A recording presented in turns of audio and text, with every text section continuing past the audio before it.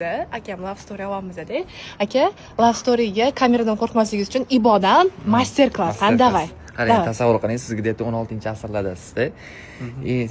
Qo'ylaringiz, chorvalaringiz bor, ferma anaqalaringiz bormi, dalalaringiz bor, yer mulk egasisiz, tillalaringiz ko'p sizda.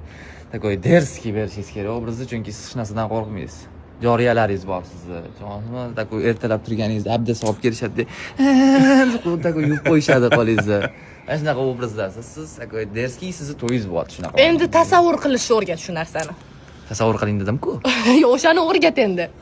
Voy, tasavvur qilish hamma bilish kerak menimcha. Yo'q, endi, to'g'rimi? Bo'ldi, mana o'sha soatdalar sekin. Bo'ldi.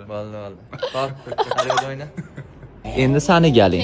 Короче, qarang, hozir shundoq kelasizda, tasavvur qilasiz, просто fotosessiya bo'lyapti. Просто tushib bering bo'ldi. Hech narsani his qilmang, tasavvur ham qilmang. Fotosessiya fotograf etganini qiling bo'ldi. Uyalmasangiz bo'ldi. Eshab qo'ying. Mana shunaqa bo'ladi. Voy.